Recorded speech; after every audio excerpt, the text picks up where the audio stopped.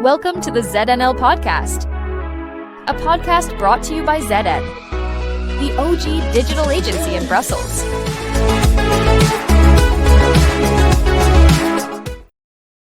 Hello and welcome to this edition of ZNL. I am very happy to have my old friend Benita Lipps. We've known each other for a long time.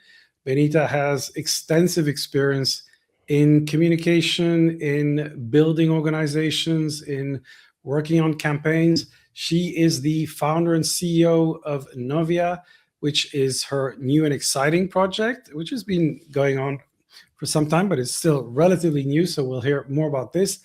And she has been experimenting with AI in a very creative way. Perhaps before we go into the AI question that I really want to come back to, how are things going with Novya? And how's the startup experience being for you? It's going really well. Thank you for having me again. It's always such a pleasure to talk to you. It's been just over a year. Feels a lot longer, I think. Happy birthday. Thank you.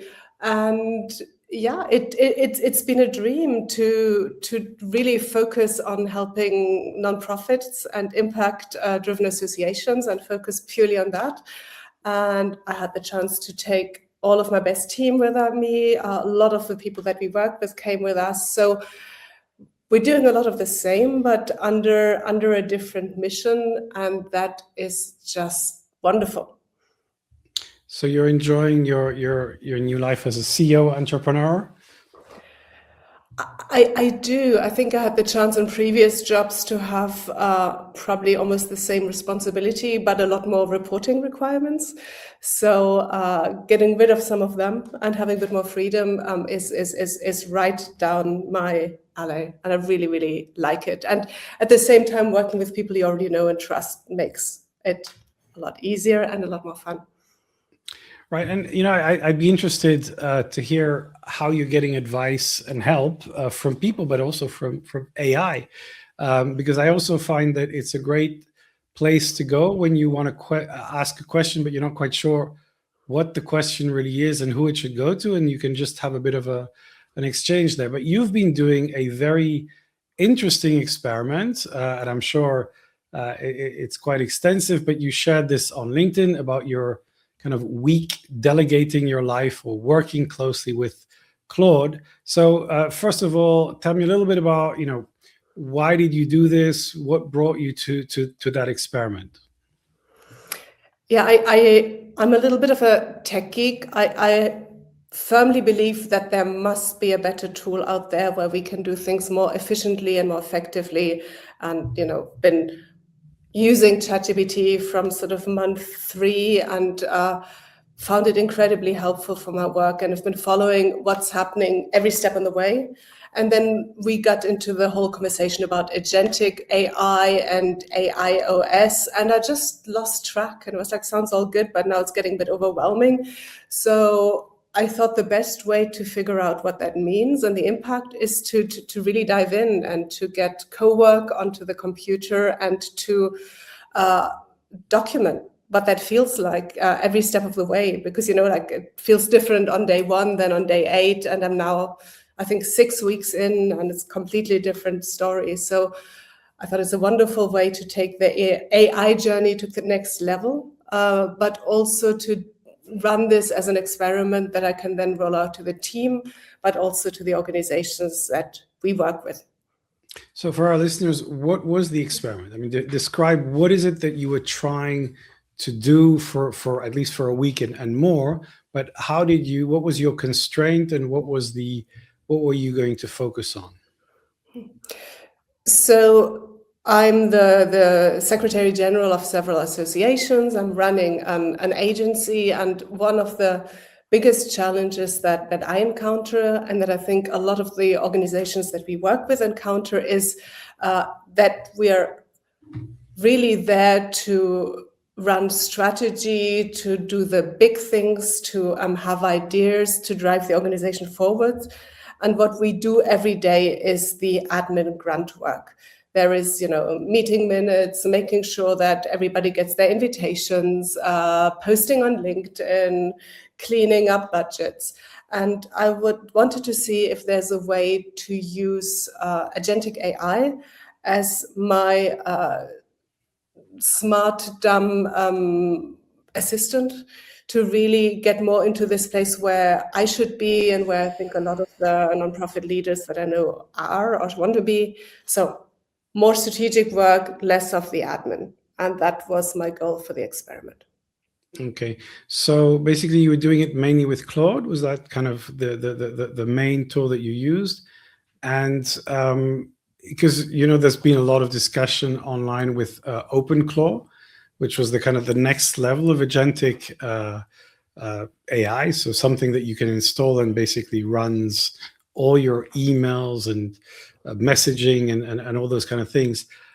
So perhaps tell us, which tools were you using, and how do you define agentic AI? What does it mean for you? So beforehand, I was working, with a whole spectrum from Perplexity to inbuilt Gemini to Claude to ChatGPT, depending on the use. But it was always as an AI chatbot, and I think a few months ago, the hype got bigger about tools that you can actually download and that become part of your operating system and that run actually on your computer. I know there's one in Perplexity, but there's also Claude coworker. And I think that the big difference that there is that rather than telling them a question, you can tell these tools what you want them to do. And then they get it done and they create sub-agents and sub-conversations. And in the end, they come up with a project or a solution rather than with, a very, very long answer to your question. So that's what I wanted to try. And that's also where I see the sort of coordinated agentic approach. I tried a couple of different tools in between, which were way too techy for me. So I thought Claude coworker is the way for a first experiment. So for those who are listening, basically, Claude is the Anthropic AI LLM. So basically, system like ChatGPT, like Gemini, like Perplexity. It's now one of the most popular, especially in the business world, because it seems to have done things better than other tools. And again, that depends on what you're trying to achieve, because every week you might have a release that slightly changes that. But there's clearly been a move towards Claude. Now, the other thing is that Claude has 3 kind of modes. One of them is the normal chat. The second one is coworker, and the third one is code. So maybe tell us, what is the difference between those 3 things, and what is coworker? How is it different from chat or code, although there's similarities? And give us what is the most useful thing you find that it could do for you? So I think the big difference is that a chat always gives you most of the chat gives you one small answer to one problem based on the context that you give it at that moment. Tools like coworker are apps that you install on your computer and that fully interact with the files, with the systems, and with the programs that are on your computer or that are driving your operations, if you allow the tool to do that. And then I think code goes one level further, where it really can change the operating system and create real coded programs and tools. But I wanted, sorry. No, go ahead. Sorry. So I think why I wanted to try coworker is because I wanted to find that experience of not just somebody giving me eager, smart answers, but a tool that I can say, please check everything that happened in this project over the last year, give me an update and suggest the next steps based on the meetings in my calendar over the next week and the meeting minutes, which you will download from my other AI tool where you take minutes. And then, rather than it taking a minute or 30 seconds, it'll take 5 minutes, it'll take 10 minutes, it'll ask you some smart questions. And afterwards, you have an actual work product. And if you look at it, it goes like, oh, this is a complicated question. I will now outsource this to several agents, creating sub-agents. So it actually does the work next to you. And that is a very, very different feeling for me. And it leads to a very different way of working.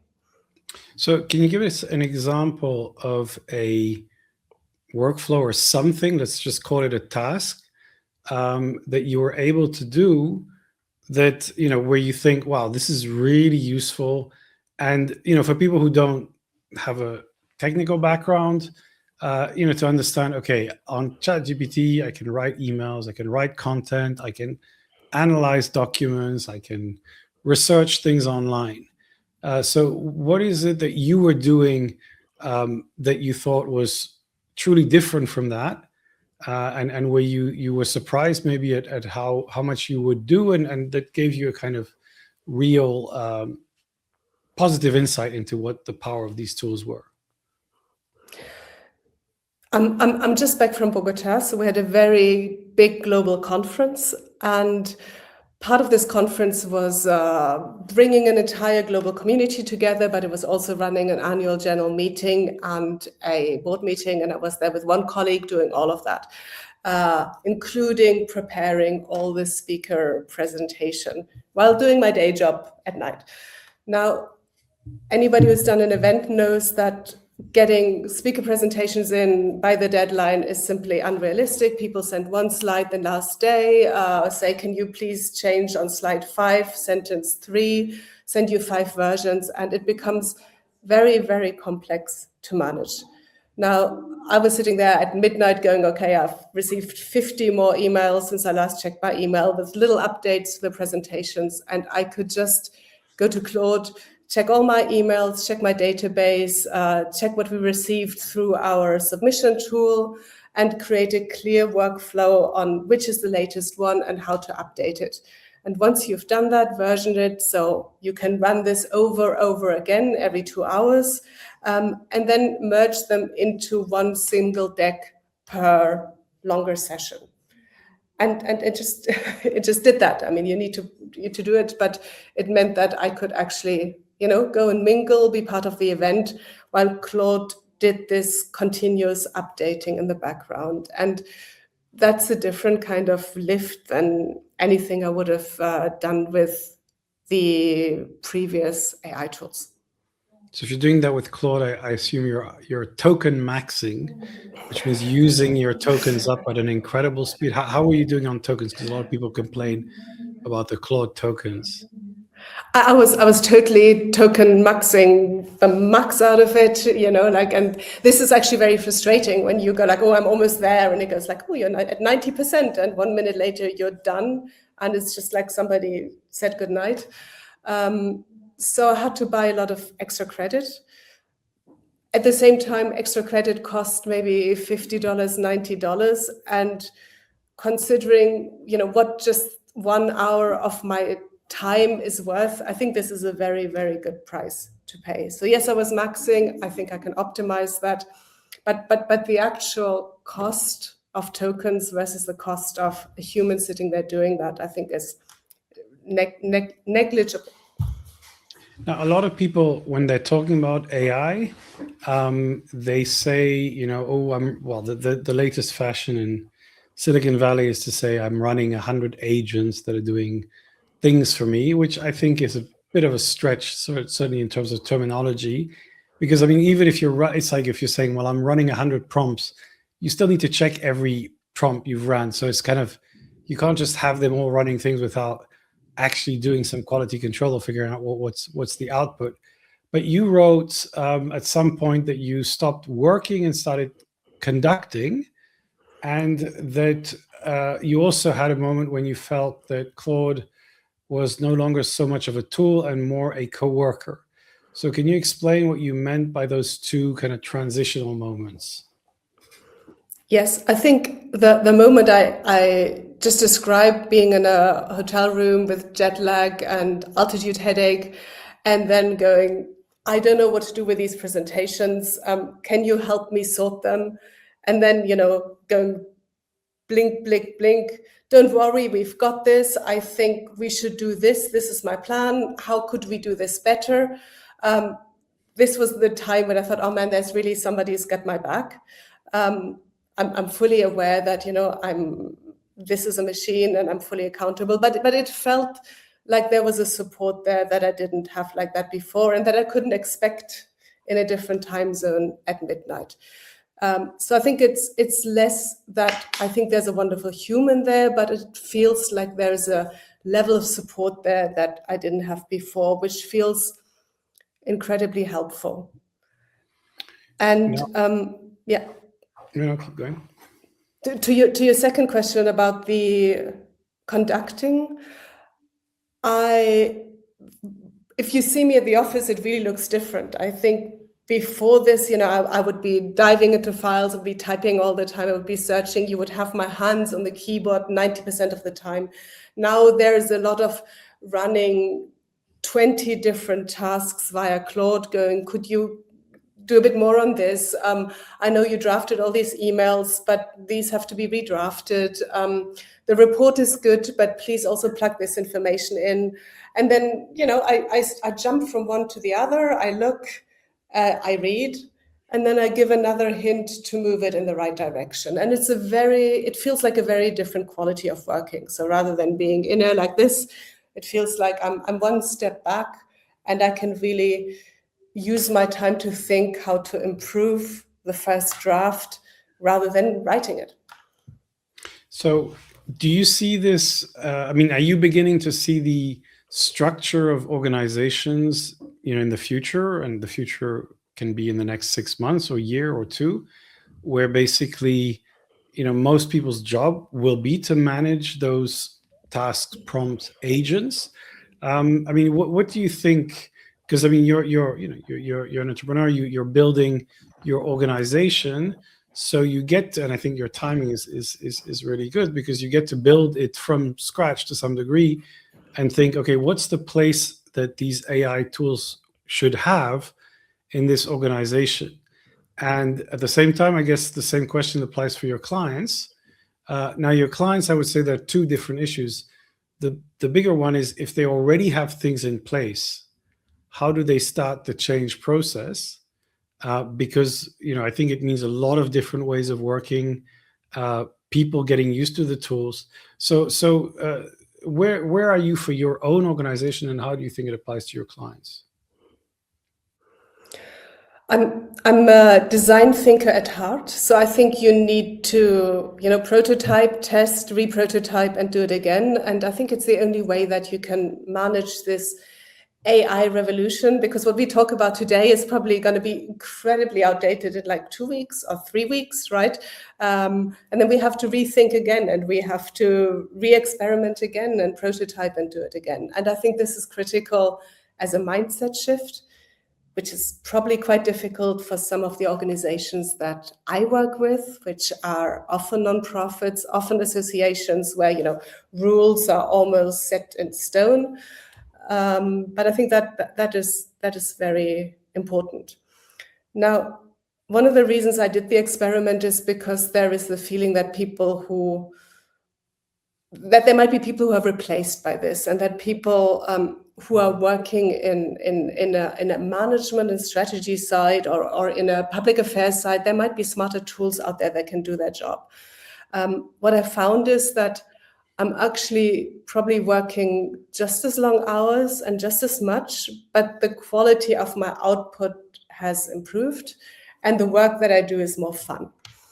And I think for 90% of the people that I work with at Novya and that we work with, it'll be the same impact. So people will not be replaced. They can just delegate some of the boring, mindless, difficult things to an agentic solution, and then check it very, very carefully. And I think that'll be the impact. And for a month, I've been raving to my team that my life has changed, and they're all going, "Oh, when are we going to get our hands on it?" And I think this is the right approach, together with a very healthy dose of criticism and skepticism and being careful about it. So once you get your team on it, you're going to see your tokens going through the roof. Your token management will be where, again, there's a very weird phenomenon in the US where they're trying to incentivize people to use a maximum number of tokens because it shows that they're using AI tools. So people are then obviously creating AI tools that just consume tokens. So it's just for the sake of getting the points. So again, everything has a perverse outcome if you don't structure it properly. But yeah, I want to come back to your question. I think, on the replacement question, there is a very, strong, there's a very contradictory message, actually. A lot of people are saying, hey, AI is not going to replace you. It's just new things, new skills, etc. Then you've got the AI people saying, well, actually, unemployment will probably go up on a societal level in the coming years because of these shifts. And I think the reality is that AI will, of course, replace certain kinds of work, which in some cases means the people who are doing that work will no longer have to do it. What's interesting is that in the nonprofit world, you're supposed to have a mission. So if you can carry the mission further, then if you can do it with less resources, I guess that's a win. But the question I have for you is, well, what do you choose to delegate to your AI? And what do you firmly keep under your control for now? And maybe how are you bringing your team into it? Are you just telling them, here's a Claude license, go for it? Or are you saying, here's how you do it, step by step, training, or something in between? Yeah, I want to just quickly pivot back to your super interesting comments about the AI replacement. So I work with a couple of organizations which have, digital services thought leaders, and they already are calculating less engineers and less programmers for the next quarter. So it's a reality.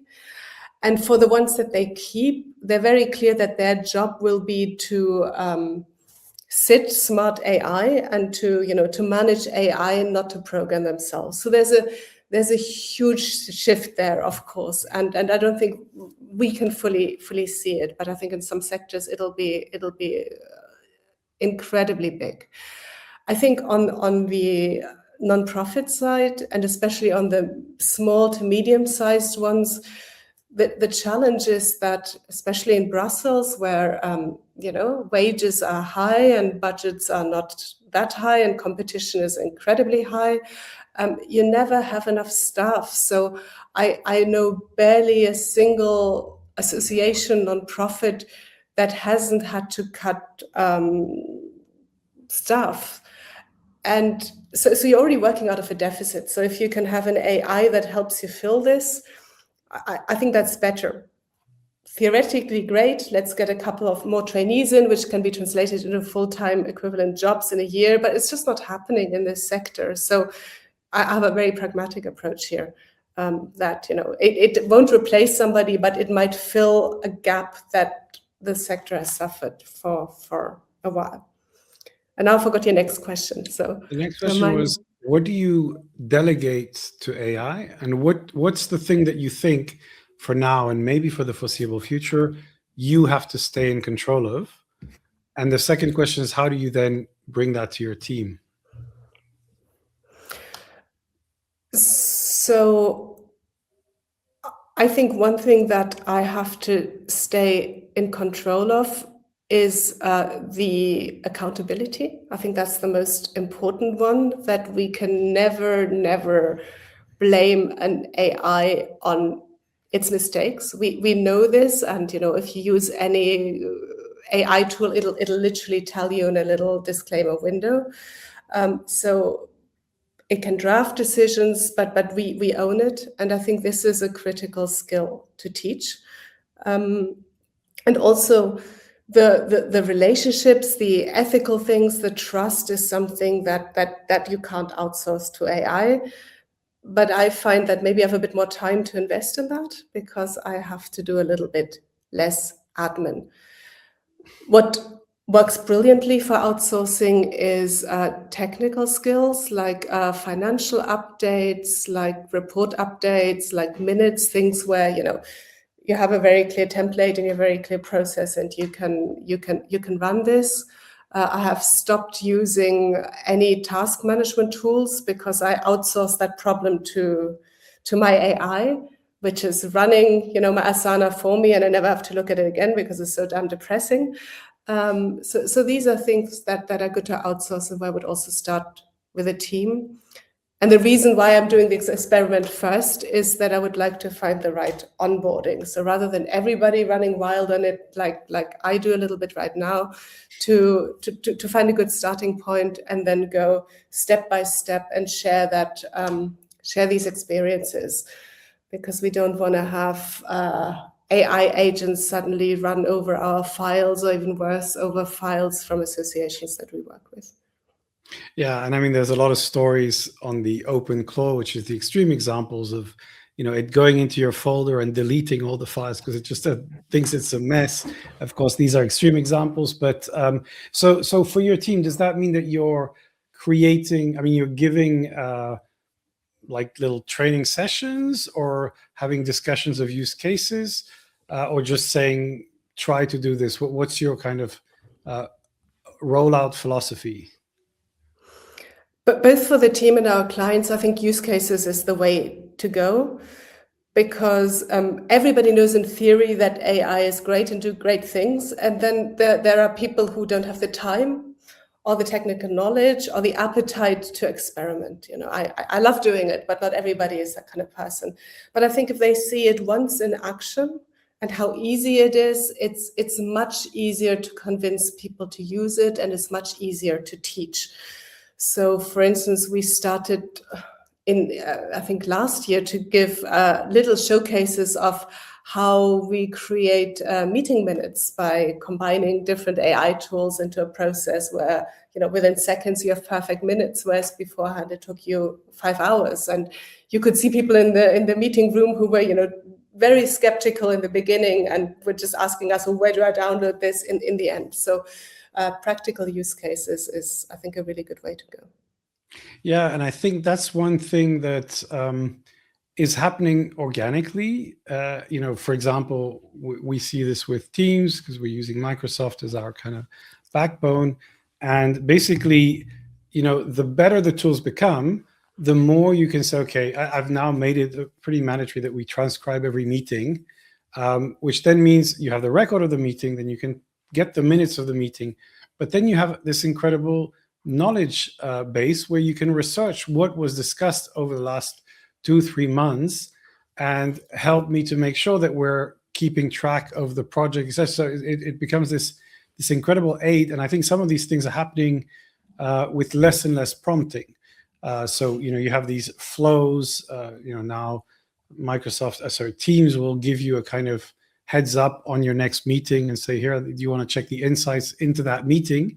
And I think there's a lot of that, invisible AI that's going to be coming and starting to make certain things which I find really annoying, like meeting minutes and kind of good task tracking. I like to do it, but I'm a very priority-based person. It's like, okay, give me my priorities, but the rest, I might not be tracking it as well as AI. And I've been doing this with Claude, actually, and it kind of says like, hey, you forgot that thing that you talked about 3 weeks ago. And it's like, yeah, I did indeed. And even if it's on a list, it doesn't mean I'm going to act on it.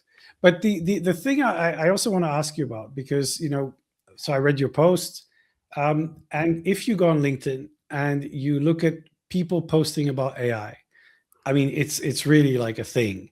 And I feel that there's a category, we talk about AI slop, but I feel that there's also like AI advice slop, which is basically 3 things you can do with a prompt that will change your life, or 15 things that you can do.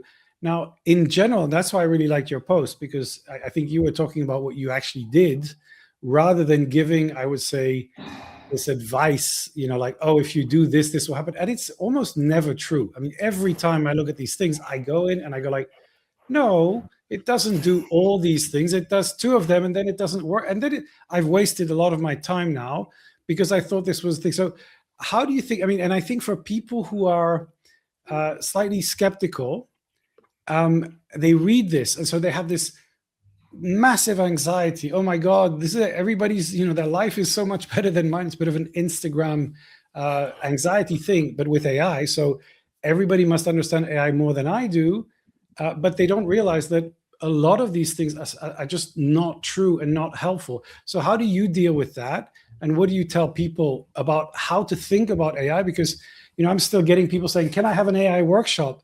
And I'm increasingly saying, like, I'm not sure this is going to help you that much. Yeah, it's a really good question. I think the way that we have to treat these posts is the same as, I don't know, eat 5 eggs a day and you will be slim in 3 months, right? It's just rubbish and clickbait, and it's not any better than that. And it makes us feel bad rather than good. So we just have to realize that. And I think with any big interesting innovation like AI, there will be people who will do that, who will try to seduce us with things which are unfounded or not clear enough or oversimplified. So I think it's good to stay away from that. And what I try to do is to be very honest how chaotic this is for me, and I'm just trying and I'm just having fun. And I think you hear that as well. I don't know all the right words. I don't know how to describe it, but it's exciting and it's fun, and we're getting better only by trying. So I think that is very important. We're also trying to create the perfect AI workshop, and we're also giving up on it because, and people who do AI workshops or have been to one go like, oh, this was so lame, now somebody told me the 5 different agentic AI tools and, their differences and the GDPR implications and how to write a good prompt. And I kind of knew all of this before, and I still don't know what to do. So I agree, that's not the way forward. But I think if you talk to somebody and you show them something, it's a way to excite them and get them involved. I think what you need to do is to have a conversation about the strategic role of AI and how the leadership needs to think about this and learn about it to gradually introduce the tools, the thinking, and the kind of design thinking mindset in the organization, because it's basically such a moment of flux that, nothing, you can't propose any solution that will just hold in 3 or 6 months' time. So what you need to do is to say, here's how it's useful, here's how it's evolving. Let's start using it in different moments in the flow. But like you, I'm very curious. I really like the tools, and I have this thing, and that's why these LinkedIn posts irritate me so often, because I kind of want to believe them. And it's like, oh, this thing is going to do that amazing, Perplexity has just come up with computer and now I can do magic. And so then I try the thing and then it goes like, okay, now it's breaking. But then I'm always starting the process with this amazing expectation that it's just going to work completely. It never does. But then I feel that you stumble on things that then prove to be very useful. Now, as a leader, I want to ask you, do you turn to your AI for strategic advice, or do you have strategic conversations? I mean, I'm telling you that because, full disclosure, I do. And I'm just curious about how you do, what kind of conversations and how do you see that? Because obviously AI can be a bit sycophantic. So it might say, oh, that's a brilliant idea, well done. And so you might just drive straight into the wall. So how do you deal with those strategic therapeutical conversations with AI? So for, I think, over 2 years, I have an AI coach, which is a different tool, which is specifically there to have conversations with me about my professional performance and my challenges. And I absolutely love it because I can be completely paranoid and whiny about things in a way that I wouldn't even dare to be to my husband, because it would be deeply annoying. And it's fantastic. And it's built in a way specifically for that use case, so it's not too sycophantic. And I know that if it is, that's nice for a moment, but I will never take it seriously enough to listen to the praise. So I think that's great. I have a new hack for strategic conversations. I'm happy to share with you. you know that in these tools you can purchase or find specific skills which already preload the AI with a specific mindset. And I'm a huge fan of AppSumo, which is a platform for business software. And they have an amazing leader who's a serial entrepreneur. And he put his mindset into a skill that you can get. So I can now kind of talk to him. And I know that there's this, talk to Nelson Mandela, but in this specific strategic conversation thing, it's great. So I go like, hey, I have this problem. How could I launch that? And then I hear him being like, no, you're just way too complicated. Just do these 3 things. And that's really good fun. So that's my business conversations with the founder of AppSumo hack that I found about a week ago.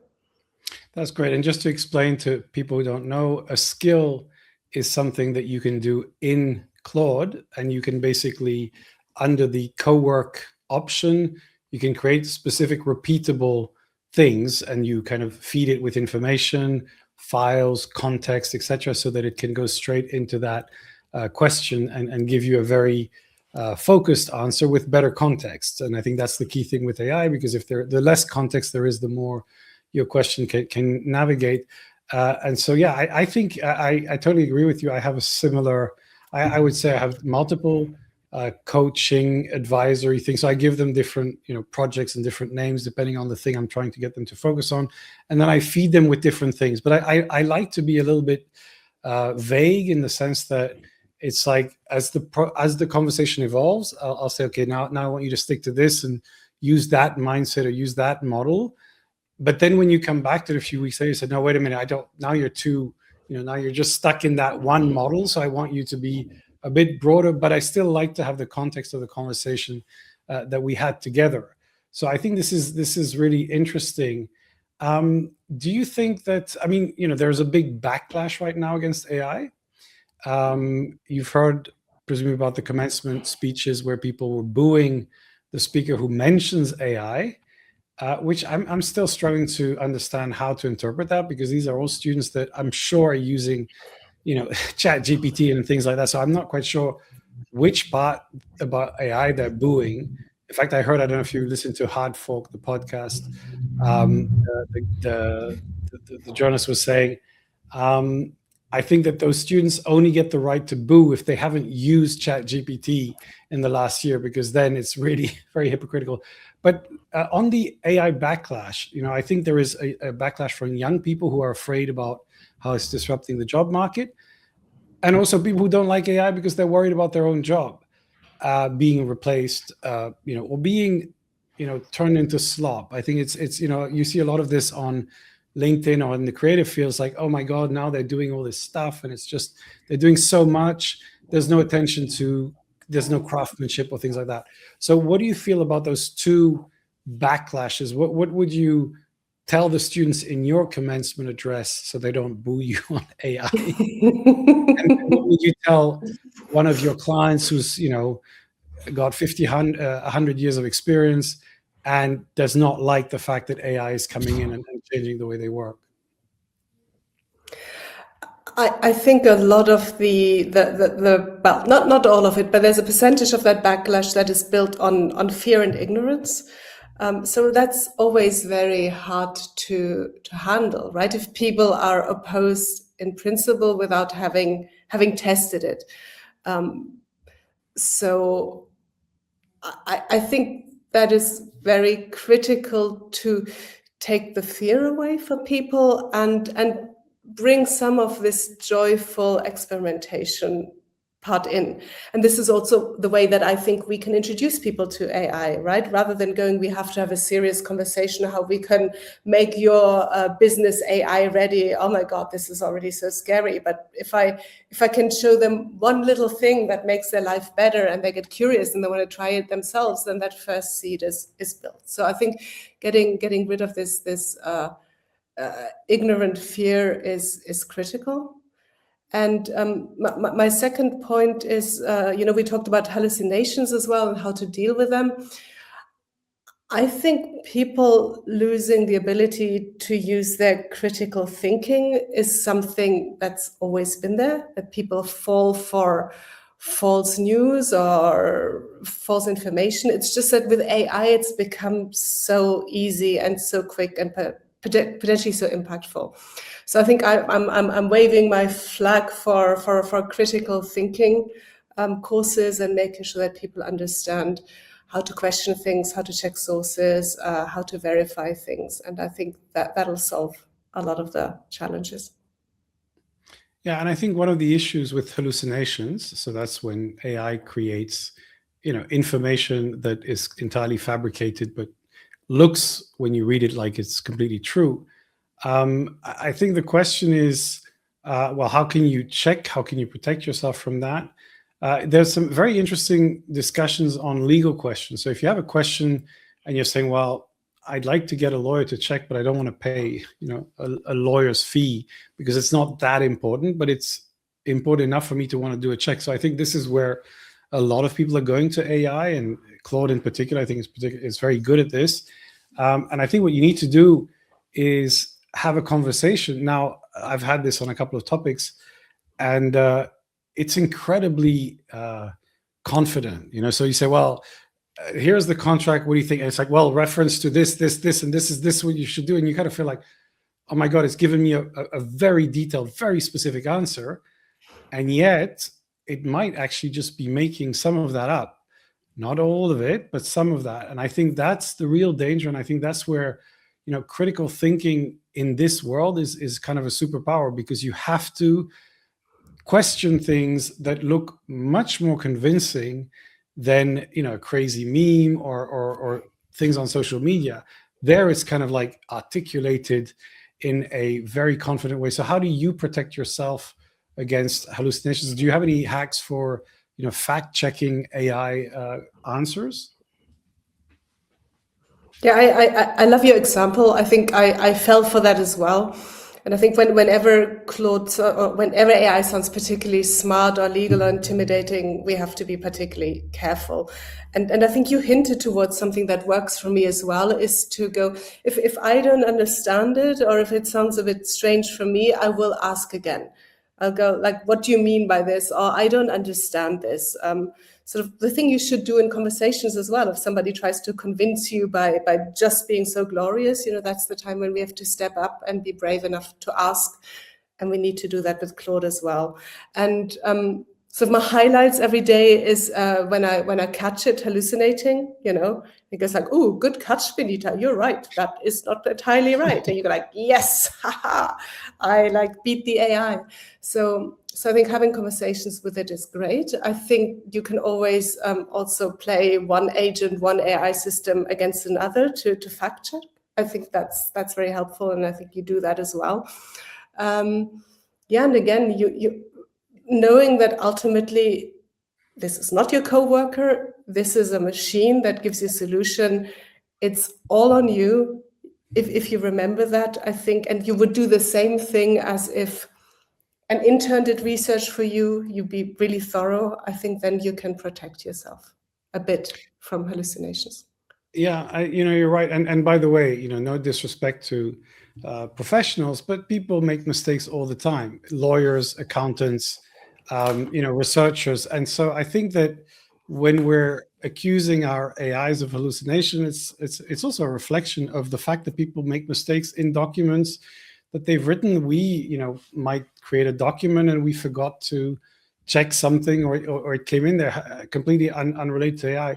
I try the, I think that going to 4 or 5 different tools with the same prompt, or with a, look, this is what came out of another prompt, please review it critically and go deep into the fact checking.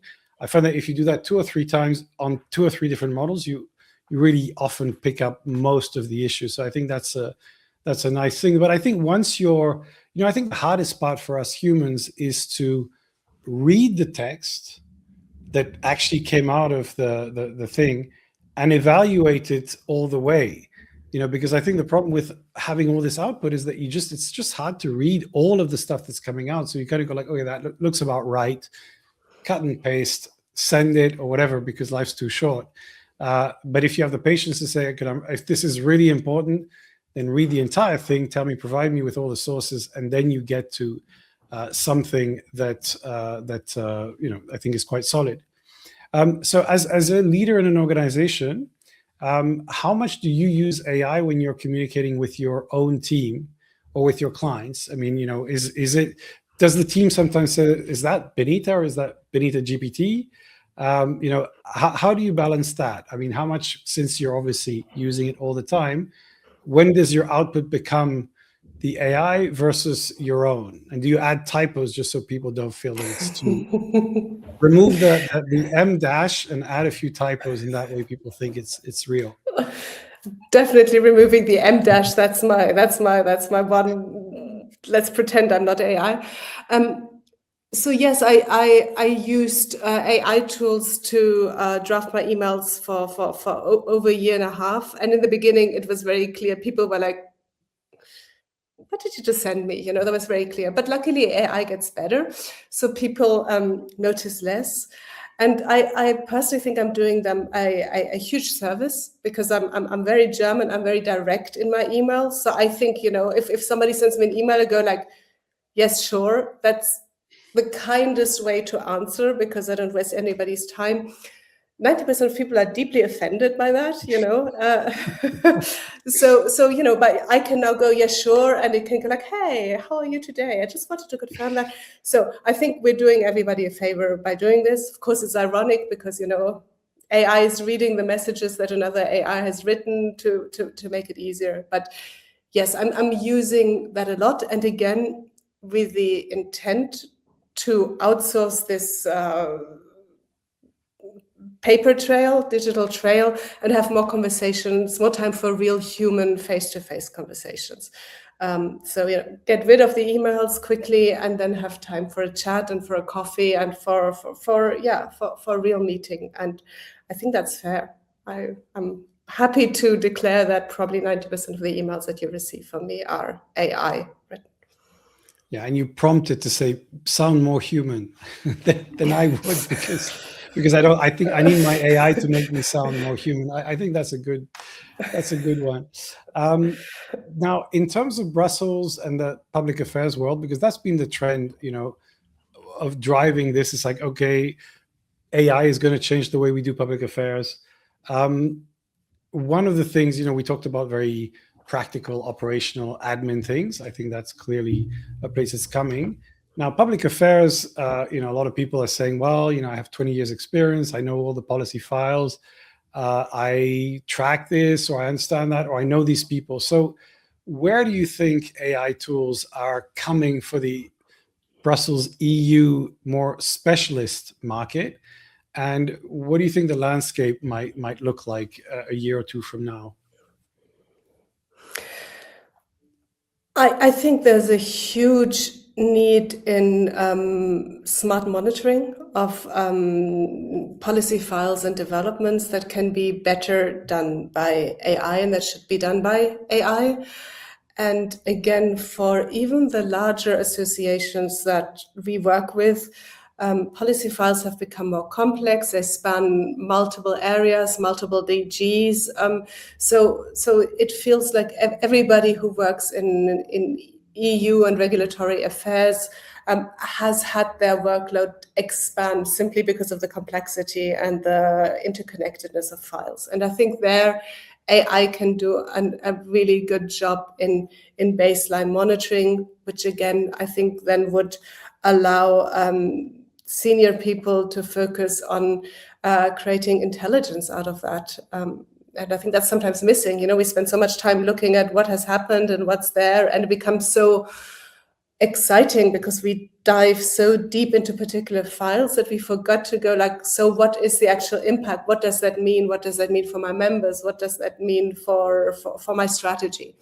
So that's where I think AI is really needed and really valuable.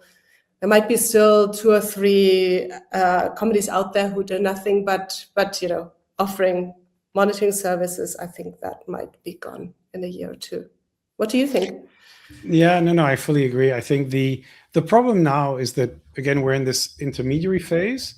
So what we have is old monitoring systems, old monitoring companies. And then you have people who say, oh, I'm offering you an AI monitoring thing, which they're just white labeling Claude or ChatGPT. I mean, and this is what, I no disrespect to the people doing this, but they are basically selling people a glorified prompt. And they're just putting in the list of MEPs and this and that, and then they're running the search. I don't think these have long-term futures, because when people understand they can create that prompt, that's not going to make sense. However, building a smart workflow that's unique to your organization, that I think makes sense. And yes, you can do it with Claude, with ChatGPT and all that, but you need the thinking of creating that architecture. So my feeling is that some of the public affairs work is going to become, especially the technical stuff, the monitoring and all that, will be taken over by AI, in the sense that a lot of the boring, dull work of monitoring will start going away. However, the most important work is the judgment, and I wrote about that in one of my posts, which is to make the decision about where to focus, to make the decision of how to interpret that new policy and that potential issue. So getting the information is no longer so interesting, but making a strategic judgment is becoming even more powerful, because you don't need to have an army of people doing the research. So I think we're going to see these, I would say, leaner and meaner organizations where fewer people with deep knowledge will be able to drive things, working with agents and AI. I think it's a real challenge for young people, because for them, I think the cost of the first couple of years that used to be an investment in training is much harder to justify. So that brings me to my one of my favorite questions, which is, when you meet those young people, what is your advice to them? How do they survive? How do they get their first job in a market which is changing, and where I think we both agree that you need a different skill set to be successful in the long term? It is, and again, I think it's changing every day. There's maybe three things that I'm looking for when I look for young people that can work at Novya.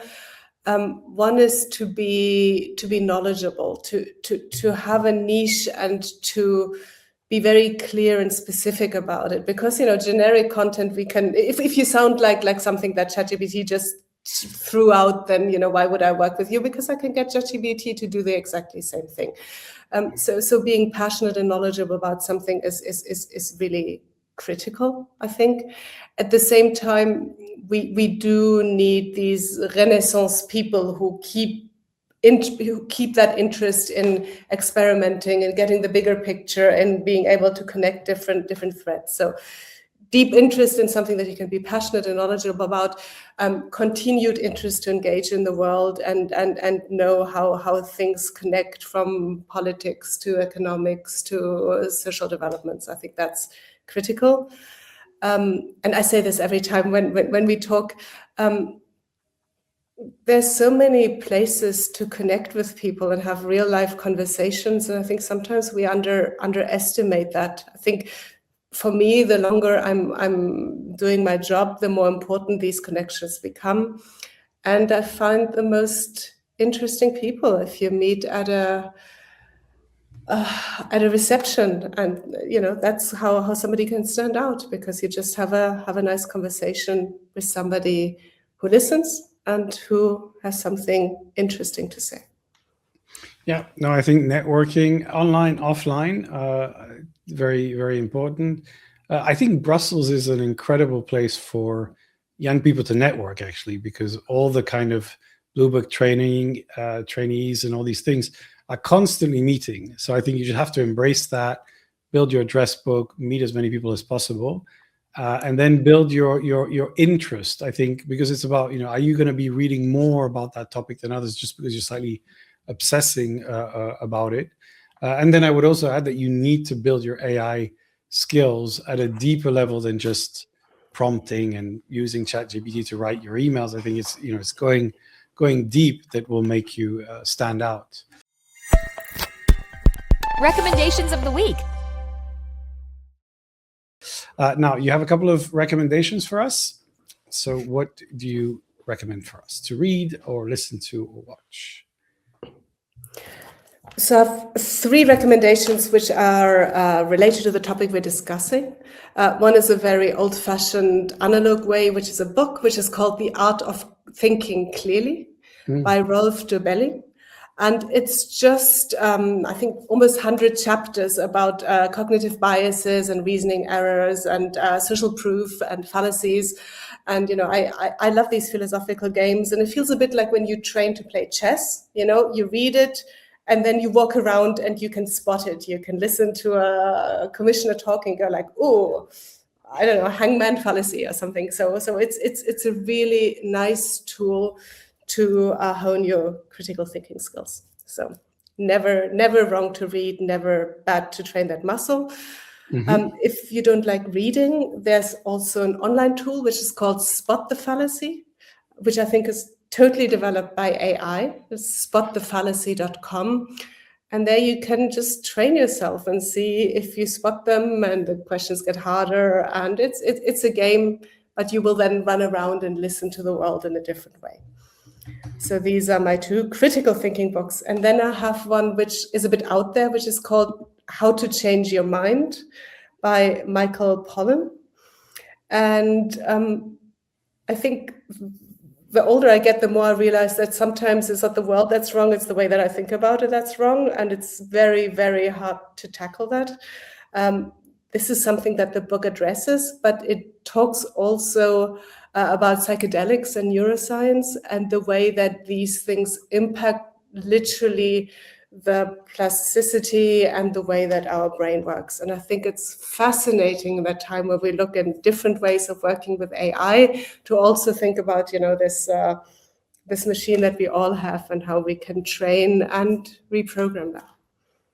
Yeah, I have the signed copy of his book, actually. And guess who gave it to me? Two friends from San Francisco who are microdosing. So I feel, interesting, but I'm not sure, because basically now they've moved from the microdosing to the, mushroom consumption of kind of psychedelic experiments, which I'm a little bit unsure that this is good for your brain if you do too much of it, but fascinating stuff. So thank you so much, Benita, for your insights, experience, and for sharing all this. We will see each other online and in person, and I can announce that we have already booked a date for the EU Influencers on the 18th of September. We will be sending out invites soon. So looking forward to seeing you there if I don't see you beforehand. Thank you so much. Have a great day. Bye-bye. Thank you for having me. Thank you so much for watching this episode of the ZNL podcast. Did you like it? If so, please share it on your social media, subscribe, and give us a comment. We will see you again on the next episode. Until then, remember, stay always one step ahead.